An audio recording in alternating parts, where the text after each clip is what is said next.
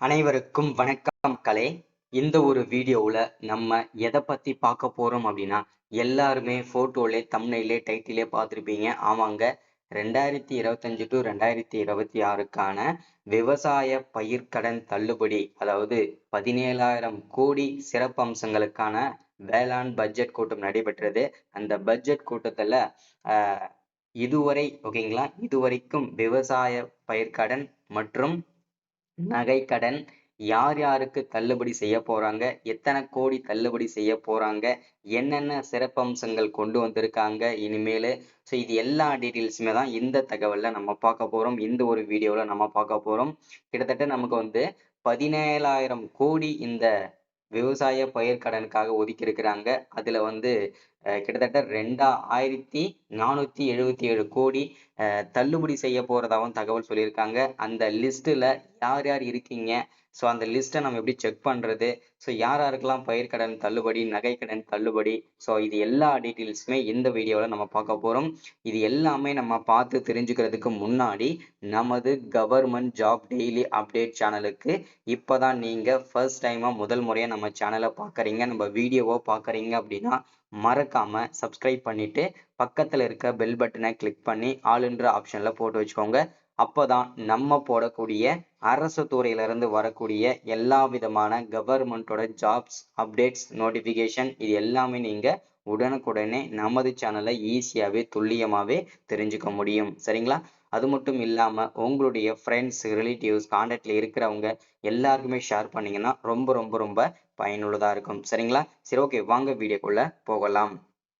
இந்த சட்டப்பேரவையில பாத்தீங்கன்னா 2025 டு 2026 நிதி ஆண்டுக்கான வேளாண் பட்ஜெட்டை அமைச்சர் கே பன்னீர்செல்வம் தாக்கல் செஞ்சிருந்தாங்க. அதுல வரும் ஆண்டில் விவசாயிகளுக்கு 17,000 கோடி பயிர்க்கடன் வழங்கப்படும். நெல் சாகுபடி பரப்பை அதிகரிக்க 160 கோடியில் சிறப்பு தொகுப்பு திட்டங்கள் செயல்படுத்தப்படும் என்பது உட்பட பல்வேறு அறிவிப்புகளை அவர் வெளியிட்டார். மொத்தத்தில் வேளாண் துறைக்கு 45,661 கோடி நிதி ஒதுக்கிட்டு இருக்காங்க. ஓகேங்களா? இந்த இந்த பயிர்க்கடனுக்காக பாத்தீங்கன்னாக்க விவசாயத்துக்காக 45,661 கோடி ஒதுக்கியிருக்காங்க. இது ரொம்ப ரொம்ப ஒரு மகிழ்ச்சிகரமான தகவல். சரிங்களா? அடுத்து, தமிழகத்தில் திமுக அரசு பொறுப்பேற்றதில் இருந்து கடந்த 2021 ஆண்டு முதல் வேளாண் துறைக்கு தனி பட்ஜெட் தாக்கல் செய்யப்பட்டு வருகிறது. அந்த வகையில் 5வது முறையாக வேளாண் பட்ஜெட்டை சட்டப்பேரவையில் தமிழக வேளாண்மை உழவர் நலத்துறை அமைச்சர் கே பன்னீர்செல்வம் நேற்று தாக்கல் செய்தார்.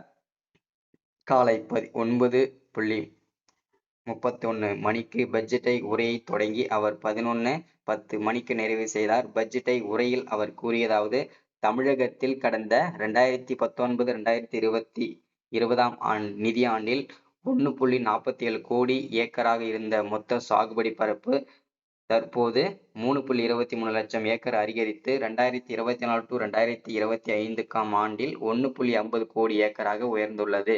பயிர் உற்பத்தி திறனை அதிகரிக்க பல்வேறு உயர் தொழில்நுட்பங்கள் பயன்படுத்தப்படுகின்றன.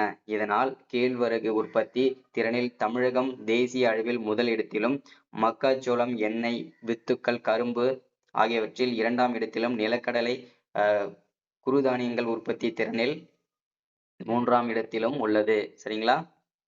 அடுத்தது, கலைஞர் அனைத்து கிராம ஒருங்கிணைந்த வேளாண் வளர்ச்சி திட்டம் 10,187 கிராம ஊராட்சிகளில் செயல்படுத்தப்பட்டு 46,000 ஏக்கர் தரிசு நிலங்கள் பயன்பாட்டுக்கு கொண்டு வரப்பட்டுள்ளன. இத்திட்டத்தில் ரூபாய் 787 கோடி ஒதுக்கீட்டில் 50.71 லட்சம் விவசாயிகள் பயன்பெற்றிருக்காங்கன்றத மென்ஷன் பண்ணியிருக்கிறாங்க. சரிங்களா?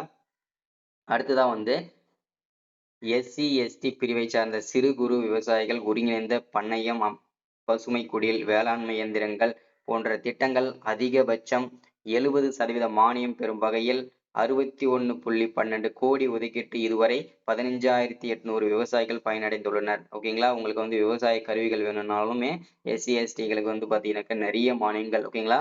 அதாவது பாத்தீங்கன்னாக்க நமக்கு 70% மானியத்தோட கொடுத்துட்டு இருக்காங்க விவசாய கருவிகள் எல்லாமே. இந்த சின்னதா பவர் வீடர்ஸ் இந்த மாதிரி விஷயங்கள்லாம் எல்லாமே. ஓகேங்களா?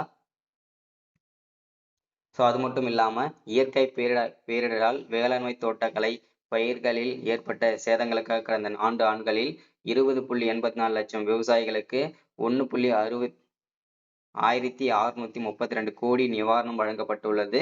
பயிர் காப்பீடு இழப்பீடாக 30 லட்சம் விவசாயிகளுக்கு 5,242 கோடி வழங்கப்பட்டுள்ளது.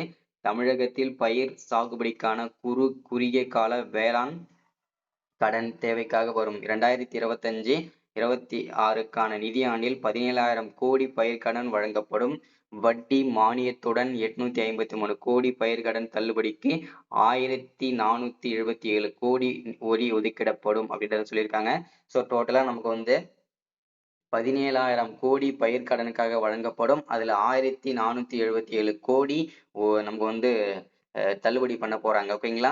ஸோ அடுத்து வேளாண் சார்ந்த கால்நடை வளர்ப்பு, மீன், தேனீ வளர்ப்பு உள்ளிட்டவர்களுக்கு ரூபாய் 3,000 கோடி மூலதன கடன் வழங்கப்படும் என்றும் அதிகாரப்பூர்வமாக அறிவிச்சிருக்கிறாங்க. அடுத்தது வேளாண் பட்டதாரிகள் மூலம் நவீன தொழில்நுட்பங்கள் வேளாண் ஆலோசனைகள் வழங்க 1000 இடங்களில் ரூபாய் 42 கோடியில் முதல்வரின் உழவர் நல சேவை மையங்கள் தொடங்கப்படும். நெல் உற்பத்தி திறனை அதிகரிக்க டெல்டா மாவட்டங்களில் 18 லட்சம் ஏக்கரிலும் மற்ற மாவட்டங்களில் 34 லட்சம் ஏக்கரிலும் 160 கோடியில் சிறப்பு தொகுப்பு திட்டங்கள் செயல்படுத்தப்படும்.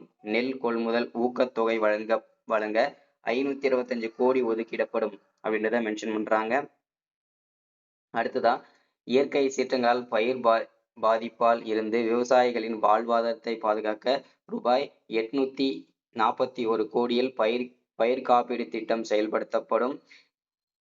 MS சுவாமிநாதன் ஆராய்ச்சி நிதி தமிழ்நாடு வேளாண் பல்கலைக்கழகம் மூலம் புதிய கண்டுபிடிப்புகளுக்கான டாக்டர் MS சுவாமிநாதன் ஆராய்ச்சி நிதியாக ரூபாய் 1 கோடி ஒதுக்கப்படும். நிலமற்ற வேளாண் தொழிலாளர்களின் விபத்து உயிரிழப்பு இழப்பீடு தொகை ரூபாய் 1 லட்சத்திலிருந்து ரூபாய் 2 லட்சமாகவும், இயற்கை மரணத்திற்கான நிதியுதவி 20,000 30,000ஆகவும், இறுதி சடங்கு செலவுக்கான நிதியுதவி 2,000 10,000ஆகவும் உயர்த்தி வழங்கப்படும். முதல் முறையாக 10 கோடியில் முந்திரி வாரியம் உருவாக்கப்படும். 20 உழவர் சந்தைகளில் பசுமை காய்கறிகளில் பொதுமக்கள் தங்கள் வீடுகளில் இருந்தே ஆன்லைன் முறையில் பெற்றுக்கொள்ள இணைய வர்த்தக தளத்துடன் இயக்கப்படும். முதல்வரின் மண்ணுயிர் காப்போம் திட்டம் 142 கோடியில் செயல்படுத்தப்படும். 50 கோடிகளில் 11 இடங்களில் ஒழுங்குமுறை விற்பனை கூட கட்டமைப்பு வசதிகள் மேம்படுத்தப்படும். 35 கோடியில் ஒருங்கிணைந்த தென்னை வளர்ப்பு திட்டம் செயல்படுத்தப்படும். காவிரி, வெண்ணாறு, வெள்ளாறு வடிநில பகுதிகளிலும் கல்லணை பகுதிகளிலும் CD கால்வாய்களில் எஞ்சியுள்ள 2,925 கிலோமீட்டர் நிலத்துக்கு 13.80 கோடிகளில் தூர்வாரப்படும். முக்கிய திட்டங்களுக்கான ஒதுக்கீடு இது. ஸோ அது மட்டும் இல்லாமல் 3 லட்சம் ஏக்கர் மானாவாரி நிலங்களில் கோடை உழவு செய்ய உழவு மானியமாக 24 கோடி ஒதுக்கியிருக்காங்க. அடுத்தது 3 லட்சம் ஏக்கரில் நுண்ணுயிர் பாசன திட்டம் செயல்படுத்த 1,168 கோடி ஒதுக்கியிருக்கிறாங்க. அடுத்தது வந்து 17,000 விவசாயிகள் பயன்பெறும் வகையில் வேளாண் இயந்திரமாக்குதல் திட்டத்திற்கு 215 கோடி ஒதுக்கியிருக்கிறாங்க. வேளாண் விளை பொருட்களுக்கு 100 மதிப்பு கூட்டு அலகுகள் அமைக்க 50 கோடி ஒதுக்கியிருக்கிறாங்க. ஜப்பான், சீனா, வியட்நாம் ஆகிய நாடுகளுக்கு 100 முன்னோடி விவசாயிகளை கண்டுள்ளனர். சுற்றுலா அழைத்து செல்ல ரூபாய் 2 கோடி வந்து ஒதுக்கியிருக்காங்க. மொத்தத்தில் வேளாண் துறைக்கு 45,661 கோடி நிதி ஒதுக்கியிருக்கிறாங்க. சரிங்களா. இவ்வாறு அமைச்சர் தெரிவிக்கிறார். கம்பு, மக்காசோள பொக்கே பட்ஜெட் நிகழ்வில் பங்கேற்பதற்காக பேரவைக்கு வந்த முதல்வர் ஸ்டாலின், துணை முதல்வர் உதயநிதி ஸ்டாலின் ஆகியோருக்கு கம்பு, மக்காசோளம் உள்ளிட்ட வேளாண் பொருட்களை கொண்டு தயாரிக்கப்பட்ட நாட்டு பொக்கேவை வழங்கிய அமைச்சர், அதாவது மலர் வளையம். ஓகேங்களா. ஸோ பன்னீர்செல்வம் வரவேற்றார். முன்னதாக சென்னை மெரினா கடற்கரைக்கு சென்று முன்னாள் முதல்வர்கள் அண்ணா, கருணாநிதி நினைவிடங்களில் அவர் மரியாதை செலுத்தினார். ஓகேங்களா. ஸோ இது எல்லாமே அப்டேட்டா நமக்கு வந்து குடுத்துருக்காங்க. இது ரொம்ப ரொம்ப ஒரு மகிழ்ச்சிகரமான தகவல். ஸோ டோட்டலா எது எதுக்கு எவ்வளோ கோடி இந்த 2025 டூ 2026க்கான பட்ஜெட் கூட்ல என்னென்னலாம் பண்ணியிருந்தாங்கன்றத எல்லாமே இதுல நம்ம வந்து சொல்லியாச்சு. ஸோ இதுல வந்து யார் யாரெல்லாம் எது எதுக்கு பயன்படுமோ எல்லாருமே அடுத்தடுத்து நம்ம தனித்தனியா வீடியோஸ் குடுப்போம். ஸோ இந்த எப்படி நம்ம அப்ளை பண்ணணும் இந்த ஸ்கீமுக்குலாம் எல்லாமேன்றத அடுத்தடுத்த வீடியோஸ்ல நம்ம பார்ப்போம். ஸோ இந்த அப்டேட் எல்லாருக்குமே தெரியப்படுத்துங்க. Thank you. வெல்கம்.